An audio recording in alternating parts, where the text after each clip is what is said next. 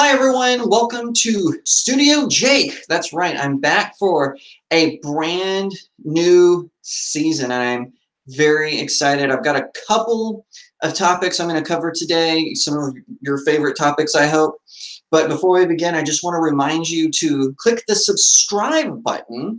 Be sure to ring that little bell because you might subscribe, but you may not see it right away in your subscription list because YouTube is doing this weird thing where they're curating your subscriptions. I don't know why. So ring the little bell so you get notified. I've got all of your hot topics, comic books, anime, science fiction, books I'm reading, all kinds of topics that I cover, movies, TV, and we're going to be covering a couple of those. So you might be wondering why I'm wearing a fairy tale t-shirt. So during hiatus, and of course, I went on season break before Thanksgiving, and I'm back for the new year. I'm very excited. I've got a whole bunch of new ideas. And while I was gone, I kind of got obsessed with a few anime stuff. Now, if you follow my blog, you know that I like anime films. I like Studio Ghibli. I like Sword Art Online. I like Dragon Ball Z, and Super. But as far as my experience in anime, I mean, when I was a teen, I watched Mobile Fighter G Gundam. When I was in college, I watched Gundam Wing. But I wasn't really like super into anime.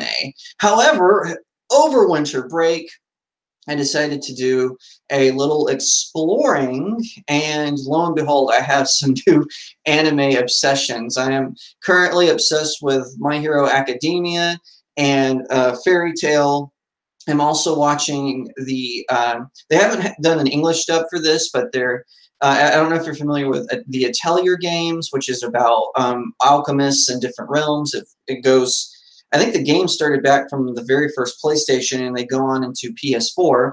And they did an anime adaptation of Esken Laji, which I think is their most popular game. And so I've been watching that as well. So I'm wearing my Fairy Tail t-shirt because right now Fairy Tail is my favorite. That's just because right now, while My Hero Academia, I caught completely up on the English dub minus the movie, and I'm waiting for the English dub for the next season to come up because Hulu's been posting them, so that's great. And it's just been really good seeing everything to come together, and I really love them. So you're going to be seeing a lot more anime videos now. I'm going to do some fairy tale breakdowns, why we love My Hero Academia. I'm going to talk about Gun Gale. And of course, I made a list of the top 10 guns I want to see in Gun Gale Online Season 2, which is currently in production. So anyway, just wanted to bring that to your attention. It's something I'm doing. I'm looking forward to bringing you more stuff. And one thing I learned when I went to LA Comic-Con, I think you can see my badge behind me, is that anime and comic book fans now have some crossover appeal. Before, anime fans were weird to comic book nerds and vice versa. Comic book nerds were weird to anime fans. But with new properties like Sword Art Online, My Hero Academia, there's been some more crossover with the comic book genre. My Hero Academia, it's all about it's in a world that's similar to the universe of the X-Men, where people have what they call quirks, and they're all and they have superpowers. Some are mundane, some are really powerful. And it's about this kid who doesn't have a quirk. His name is Midoriya, and he just is a huge fan of the world's greatest hero, which in this universe is All Might. And I don't know if you've seen him. He's the guy who has the huge grin and the hair, and Midoriya runs into him, and All Might gives him a piece of his power, and so the previously quirkless Midoriya, he becomes Deco, and All Might is mentoring him to take his place as the symbol of peace in Tokyo, Japan. And it's really, really a fascinating story. Fairy Tail, likewise, has a huge fantasy appeal. It's in this world called Earthland, and they have different countries in Earthland, and Fairy Tail is the most one of the most popular in the country they're in. It's a guild, and they all have these different members. So Natsu, he's pretty much one of the main characters. He's what's called a dragon slayer. He was trained to use magic by a dragon. You've got Lucy, and she's what's called a celestial wizard. She has these keys, and she can summon spirits who are from the stars. You have Gray over here, who is an ice wizard. And I don't know if you can see her, but you have Lucy here, and she's pretty cool. She has this re-equipping magic, where if she's in battle, she can change her armor. So I'm currently obsessing over Fairy Tale because I'm so far behind. And you know me, I can't get in the middle of something. I have to start from the very beginning. And so I've kind of dragged my wife along with me, but she loves anime. So it's not like I didn't have to encourage her too much. She's not as big a fan as of Fairy Tale and My Hero Academia as she is with some of the other anime properties that are out there, but she definitely has been enjoying them along with me. And so it's a lot of fun. And like I said, we're going to have some more breakdowns on anime stories. And I'm even going to do some manga. I have there's one in particular I'm going to talk about in the in an upcoming episode. So anyway, just wanted to throw that out there and let you know that anime is going to become a part of this channel. After all, I talk about pop culture, I talk about nerd culture, and with better access to English dubs through Crunchyroll, through Hulu, and even Netflix, and I believe also Amazon Prime, we're going to be seeing anime seep in to the popular culture a whole lot. So that's all I'm going to say about that. You're going to see some more anime stuff up over here on my pin board, I'm sure. So that's just I know that was a lot to throw at you. I was kind of going through it pretty quickly, but just so you know. Now, my second topic that I want to cover is Gotham. So the final season of Gotham is called No Man's Land, and it's clearly based on it. The popular, for those unfamiliar with Batman No Man's Land, basically what happened was there was this massive earthquake, and it broke the bridges at Gotham just by happenstance. It was completely caused by an accident. There was a previous Batman adventure called Contagion, where Ra's al Ghul released this virus, and a lot of people died. And then all of a sudden, Batman, of course, stops that. But then you have this massive earthquake, and that's something out of Batman's control. So Bruce Wayne and the mayor of Gotham, who I believe was Marion Grange. Let me know. I could be wrong about that, but I remember it was a female mayor of Gotham, but I can't remember the two of them. They go before Congress, Bruce Wayne and this mayor, and they do a really impassioned speech to Congress trying to get aid. And in response, the mayor, she actually gets assassinated. And in response, the government just declares Gotham a no man's land. And so originally, Jeremiah Arkham, who in the comic books at the time, he was the director of Arkham Asylum, and similar to Hugo Strange and Jonathan Crane and all down the line of Arkham wardens, I guess you could call them.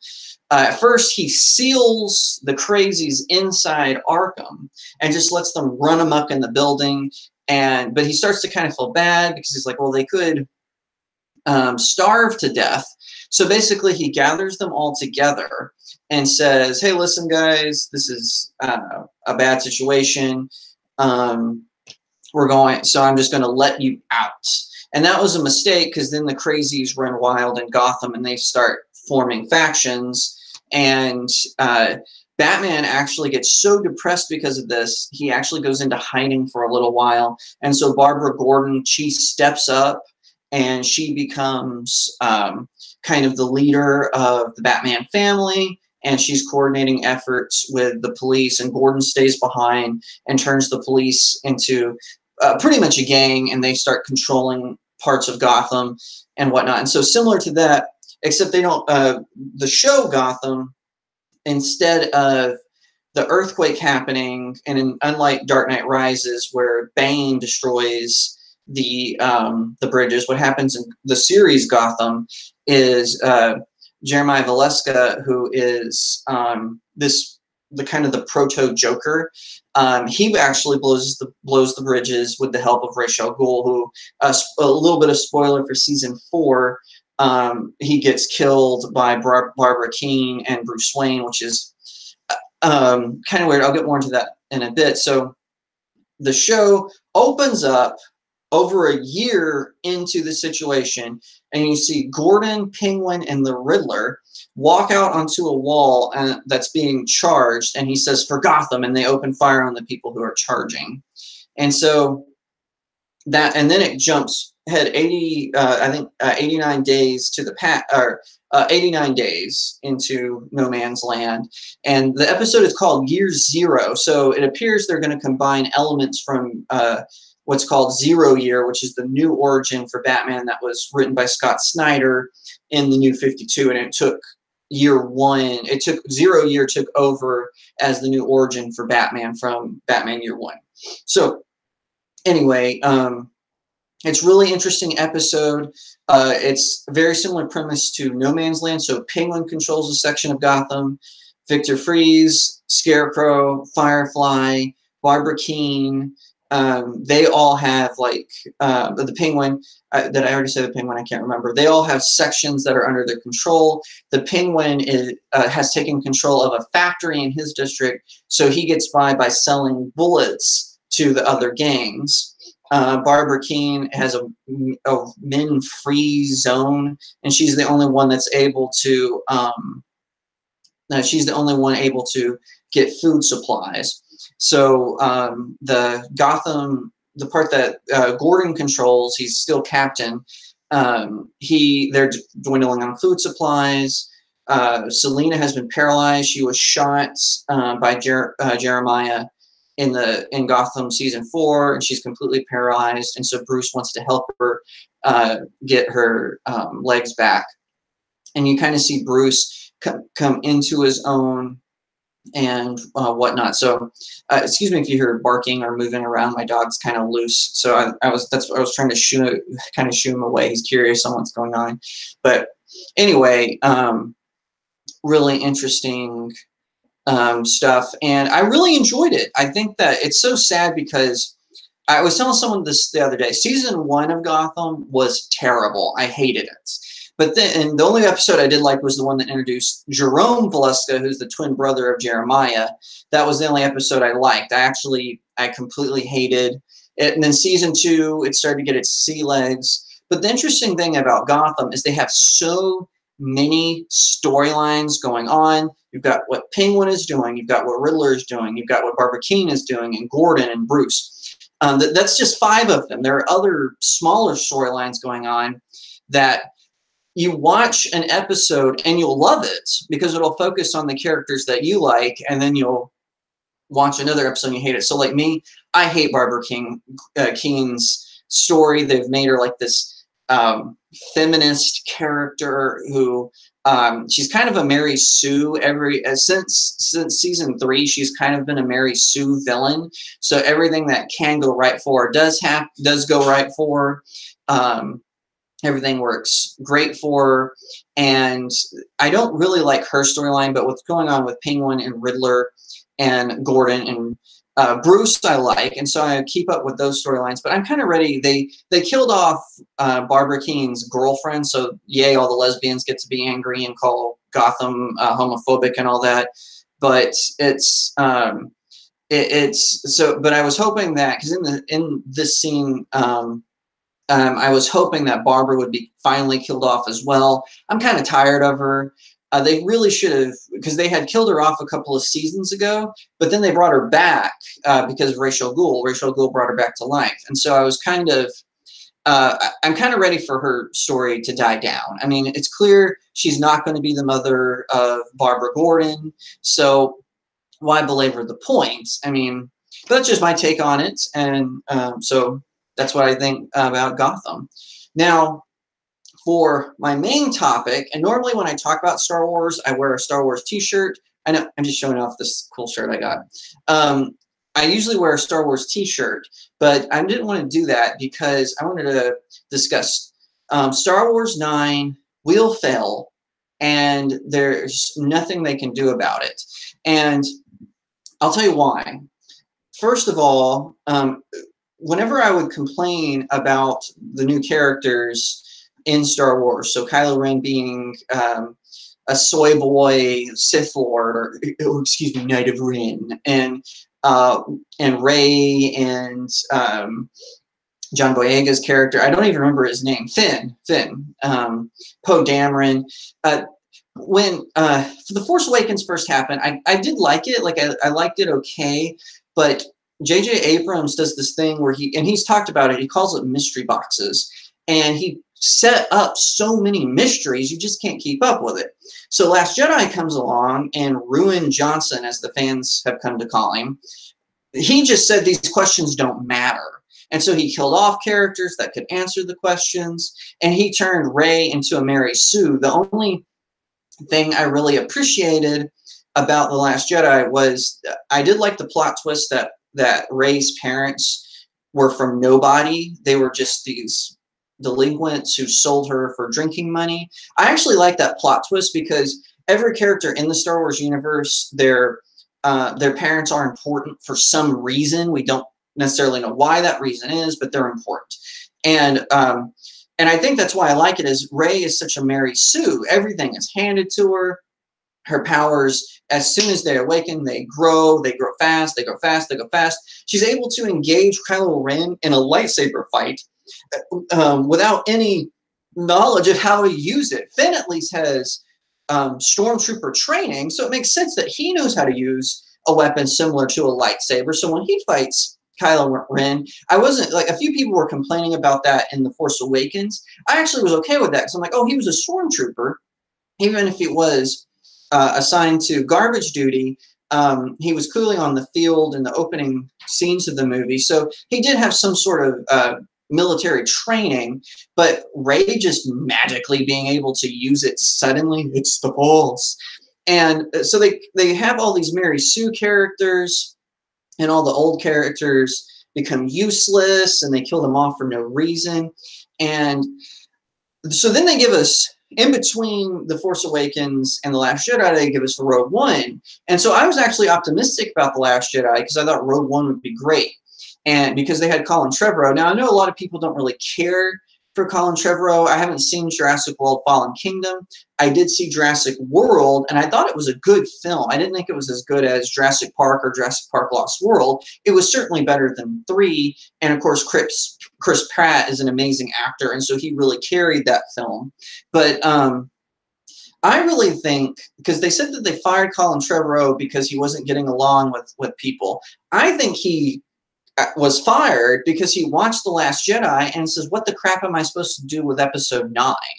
This movie makes no sense. They took everything that was cool about Star Wars, the Jedi, the use of the Force, the light dividing into the darkness, and all this, and they turned it into a guru meditation film that made no sense. And like I said, all the new characters are all Mary Sues, and so you're kind of just like, there's no struggle, there's no power. And so I think even if they correct those problems for episode 9, I don't think it's going to fly. They've already damaged the brand too much, because Solo comes, and Solo is the example. Prior to The Last Jedi, Solo was one of the most anticipated Star Wars films, but then Last Jedi gave everyone burnout. Now, you've read hopefully you've read my blog, because I did a movie review of Solo, and basically my take is the first 20 minutes, because I don't know how familiar you are with the filmmaking background of Solo, but basically they had hired a director, and he kind of just wanted to do a straight origin story, but there were some issues and they fired him. And then they brought on Ron Howard, and Ron Howard made it into a heist film. But you can tell where Ron Howard takes over the movie, because the movie gets good.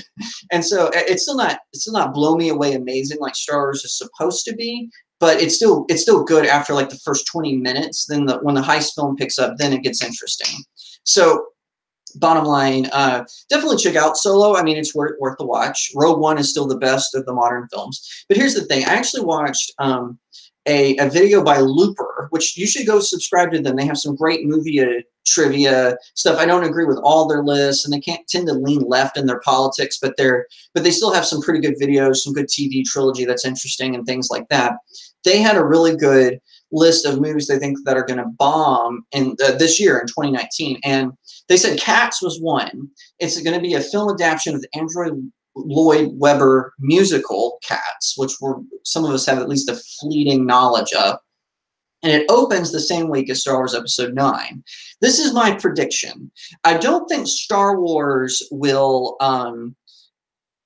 be beaten at the box office at Cats. I think that's ludicrous to suggest.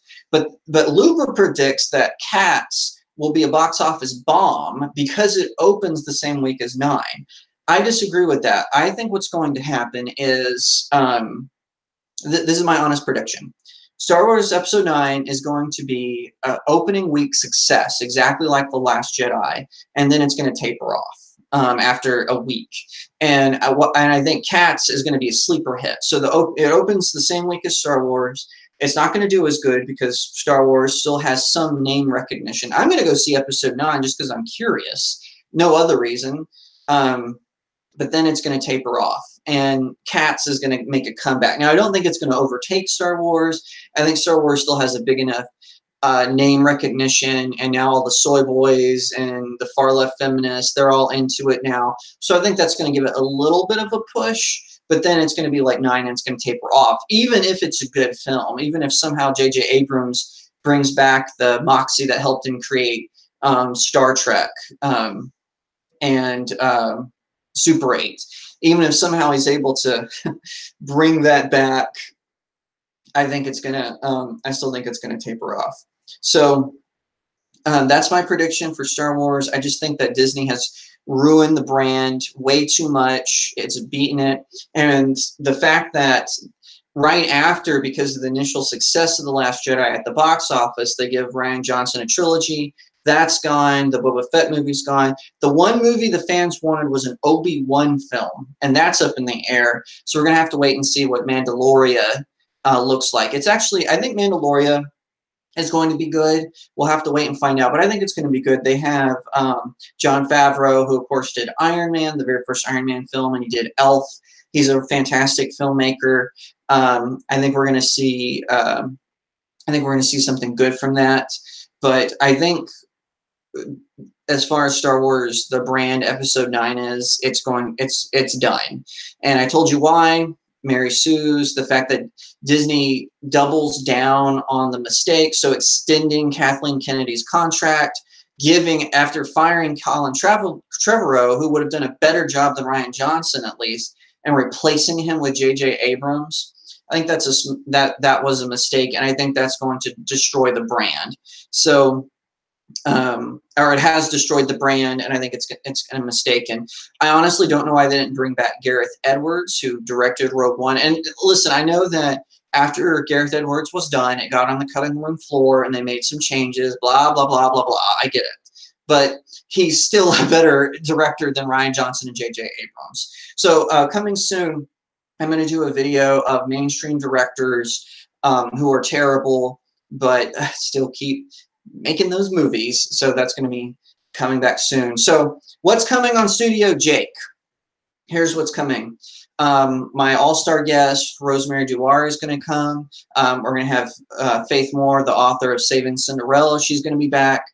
C.S. Johnson, one of my friends and fellow authors, she's coming back. We're going to have a fantastic list. And hey, listen, if you would like to have me interview someone, contact that person and say, hey, you contact StudioJake, and suggest them in the comments below.